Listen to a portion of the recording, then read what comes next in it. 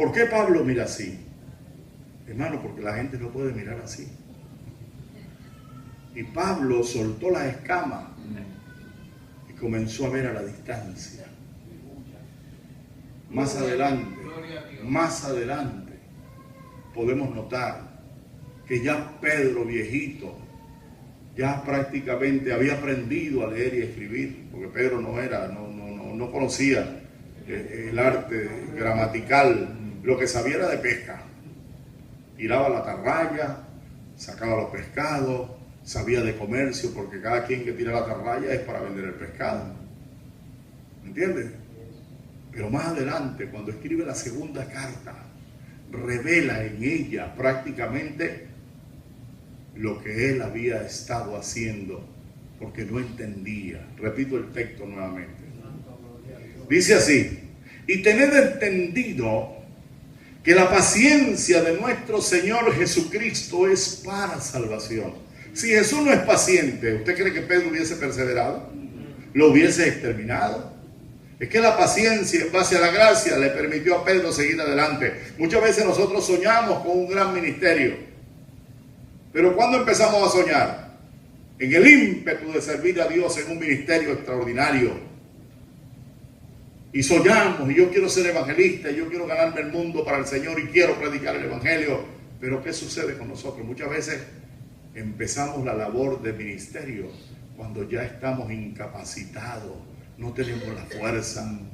Y Dios necesita nuestra fuerza, necesita nuestro vigor, necesita nuestra fortaleza, necesita que nosotros cumplamos nuestro sueño en el día a día. Desde el momento que hemos aceptado a Jesucristo, tenemos que ir a predicar el evangelio. Ahora Pedro dice que reconoce la paciencia, digo conmigo, reconoce, entiende la paciencia de nuestro Señor, que es para salvación. Gracias a Dios, dice Lamentaciones, que nosotros no hemos sido consumidos. ¿Por qué? Porque día a día su misericordia es renovada a nuestro favor.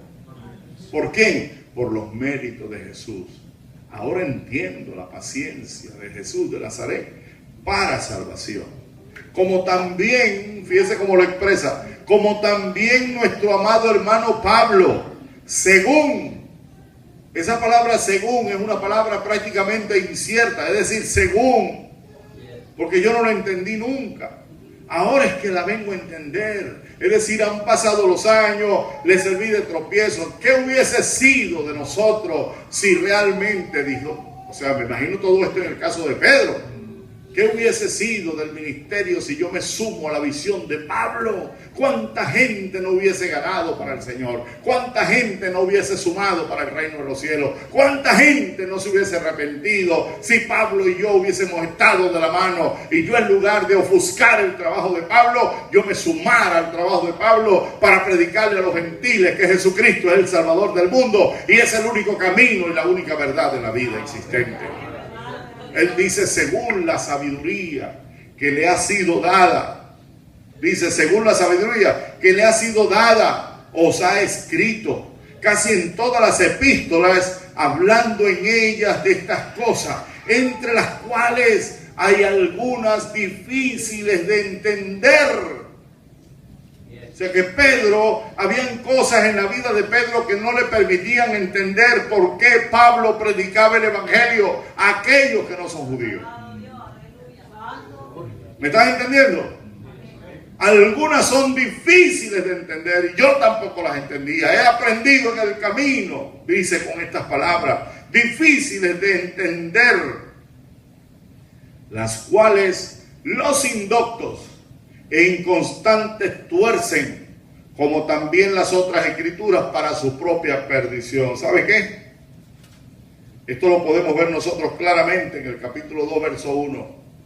No estamos hablando de terceros, no estamos hablando de sectas religiosas, no estamos hablando de ni confucianismo, ni budismo, ni zoroastrismo, ni estamos hablando de musulmanes, ni estamos hablando de budismo. ¿Me entiende? Porque eso era antes de Cristo. Y Pedro vino a entender que aquellos indoctos están, o sea, indoctos e inconstantes tuercen en el camino. Porque el conocimiento es tan importante en nuestra vida que muchas veces nosotros asimilamos mucho de personas que prácticamente en lugar de traer una palabra fresca, una palabra que pueda generar en nuestra vida y mover las fibras de nuestros sentimientos en pro del Evangelio de Cristo, traen es prácticamente distorsión a la palabra de Dios. Gloria a Dios. Y es donde tenemos que detenernos. Por eso que dice que aún los indoctos tuercen. ¿Qué dice el capítulo 2? Dice, versículo 1. Pero hubo también falsos profetas entre el pueblo, como habrá entre vosotros falsos maestros, que introducirán encubiertamente herejías destructoras y aún negarán al Señor que los rescató, atrayendo sobre sí mismos destrucción repentina. El conocimiento es lo que nos llena a nosotros y nos nutre y nos permite tener el discernimiento, nos permite tener la percepción, nos permite entender auditivamente lo que Dios quiere con nosotros. Amén, hermano. Eso es lo que realmente debe inquietarnos, tener que aumentar en el conocimiento, tener que aumentar en la percepción, tener que aumentar en la audición espiritual para poder tener el discernimiento que necesitamos tener. Hoy en día hay muchos programas de radio que son cristianos, hay muchos programas de televisión que son cristianos y hay muchos predicadores a nivel nacional e internacional. Pero que también hay muchos que se comen todo lo que ellos dicen. Jesús le dijo a la gente, le dijo, oigan bien, en la cátedra de Moisés, en el capítulo 23 de Mateo, en la cátedra de Moisés están los escribas y fariseos. Haced todo lo que os digan, pero no como ellos hacen. Qué situación difícil. Y nosotros muchas veces aplaudimos todo. Nosotros muchas veces, hermano, cuando hay una euforia, cuando hay gritos, cuando hay esto, mire, nosotros aplaudimos y levantamos las manos y damos gloria a Dios, pero no afinamos el oído para saber a la luz de la Biblia si eso es cierto o no es cierto. Entonces tenemos que tener la percepción. No podemos ser como Pedro, tenemos que ser como Pablo, con una visión audaz, con una visión 2020, que podamos entender que todo lo podemos escudriñar, pero tenemos que necesariamente aceptar lo bueno y desechar lo malo. ¿Cuánto judaísmo no hay hoy? ¿Cuánta gente ya quiere predicar con un kipá? Quiere predicar con el talí, quieren tener el candelabro. ¿Cuánta gente no quiere hacer danza? ¿Cuánta gente no quiere aplicar la fiesta de las Pascuas, de la levadura, los panes sin levadura, la fiesta, bueno, una cantidad de cosas? Y la gente se las traga, y la gente las recibe, y la gente quiere vivirla. Pero si vamos a la Biblia, Pablo era uno de los que se pronunciaba en contra de volver atrás por causa de la ley. Hay que tener cuidado. Por eso es que estamos en un mundo cibernético, en un mundo lleno de cosas, y nosotros estamos llamados a tener una visión y entender prácticamente que todo lo que brilla no es. Hay que tener mucho cuidado. Pero no estamos hablando de confucianismo, no estamos hablando de zoroastrismo, no estamos hablando de mitologías griegas, estamos hablando, y Pedro se da cuenta que los falsos maestros nacen es prácticamente dentro de nuestro conglomerado de creyentes. ¿Cuántas subdivisiones no existen en la iglesia? ¿Cuánta gente no ha creado nuevas iglesias y han salido no por la puerta grande, sino que han salido distorsionados y distorsionan a los demás? Entonces tenemos que tener una visión del Señor. Entonces, ¿para qué sirve el conocimiento? Para visualizar. ¿Me entiendes? Para entender, para percibir. Hay un caso donde Jesús lo expresa en Marcos capítulo 4. Dice que teniendo ojos no veían y no percibían. ¿Y acaso no estaban viendo los milagros, Pastor Acevedo? Estaban viendo los milagros, o no lo estaban viendo. Pero también tenían oído y no entendían. Eso mismo pasa en este tiempo. Hay que tener mucho cuidado, iglesia. Amén. Pedro lo entendió al final. Nosotros tenemos que entenderlo hoy para que el final sea de provecho para nosotros. Que Dios le bendiga en esta noche. Que la paz del Señor esté con todos. Gracias por escuchar. Queremos agradecerle a Dios y a ustedes por su gentileza. Hay algo más que quiero decirles. El Concilio Latinoamericano, no estamos hablando de otros, estamos hablando de nuestro concilio. Yo conocí este concilio en el año 1990, cuando el representante y obispo era don Abelardo Berríos, en el año 90. Y conozco de este concilio que es un concilio de prestigio. Y este concilio tiene una universidad teológica. No estamos hablando de un instituto teológico. Estamos hablando de una universidad. Y en esa universidad están graduando a una cantidad de personas que están sumándose para el conocimiento.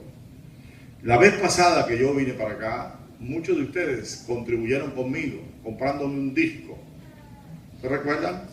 Conociendo nuestras raíces abrahámicas en un disco PDF, porque yo soñaba que algún día yo iba a tener mi libro. Y mi libro yo lo traigo conmigo. Se llama Conociendo nuestras raíces abrahámicas. Es escrito por mí.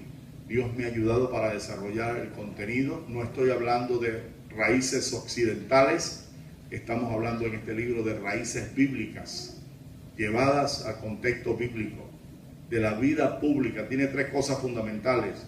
Una es la geografía bíblica. Muchos de nosotros casi no entendemos la geografía porque no la estudiamos. Pero la Biblia, fíjese, ahora mismo yo no sé llegar a la iglesia de Amparo Divino, yo no lo sé llegar, porque no tengo una dirección. Tengo con el beneficio de que el hermano Mario me busca y me lleva a la estación, ¿me entiende? Pero si algún día yo necesito llegar aquí, ¿cómo puedo llegar? Dígame usted, ¿cómo llego? Tengo que llegar con una dirección. La Biblia está llena de direcciones. La Biblia tiene un orden alfabético. La Biblia tiene un orden numérico. La Biblia tiene un orden gramatical. La Biblia está nutrida de conocimiento. Y cada vez que usted va al Génesis a estudiar la creación, ahí le aparecen unos ríos. Le aparece un río Tigris, le aparece un Éufrates, le aparece un Pisón, le aparece también, ¿qué más? Le aparece Tierra del Oriente, donde fue la primera existencia del hombre, donde Dios hizo al hombre a imagen y semejanza de Dios y lo formó ¿de qué?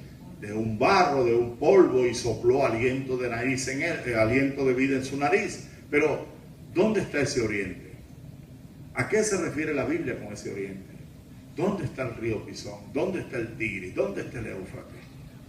Mucha gente lo desconoce porque no es materia del día, sino que lo común es, dentro de lo que es la predicación, utilizar la homilética más que la hermenéutica.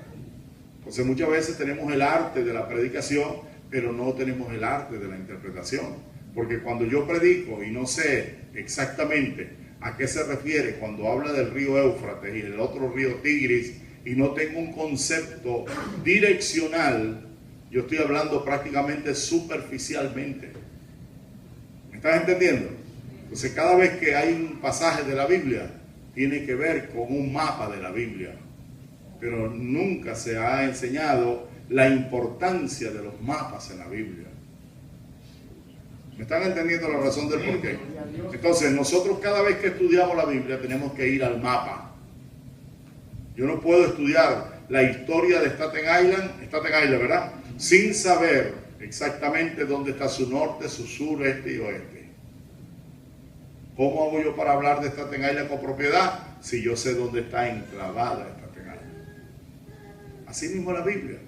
Si yo no sé dónde queda el Éufrates, el Tigris, dónde queda Ur de los Caldeos, dónde queda Egipto, dónde queda Siria, dónde queda Mesopotamia, yo voy a tener problemas. Porque no estoy hablando con autenticidad. Lo mismo es la genealogía. Cuando se habla de los árabes, se habla de que todos los árabes son musulmanes. Pero resulta que todos los árabes son hijos de Abraham. Y nosotros casi no oramos por los árabes. ¿Por qué no oramos por los árabes? Si Dios le dijo a Abraham, en ti serán benditas todas las familias de la tierra. O sea, le está hablando a un hombre que no era judío, que viene de babilonios, que está enclavado en Ur de los caldeos, que era sincretista, que era politeísta y que también era un incircunciso. Y estamos hablando del padre de la fe. Pero mucha gente no entiende lo que es esta terminología, porque conocemos la vida desde que Dios le habló hasta nuestro tiempo. El antes de Abraham casi nadie lo conoce. El antes de Jacob casi nadie lo conoce. ¿Me entiendes? Entonces es importante estudiar la geografía, la genealogía y la biografía de los hombres que hacen vida protagónica en la Biblia. Entonces Dios me ha permitido escribir este libro. Se llama Conociendo nuestras raíces abrahámicas. Fíjense, si yo le hago una pregunta a ustedes, en la parte de atrás del libro hay un conjunto de banderas. ¿La ven? Estas banderas tienen un significado. Estas banderas tienen un legado a la luz de la Biblia. Todas estas banderas están dentro de lo que conocemos como la media luna fértil y que además están proyectadas para la escatología.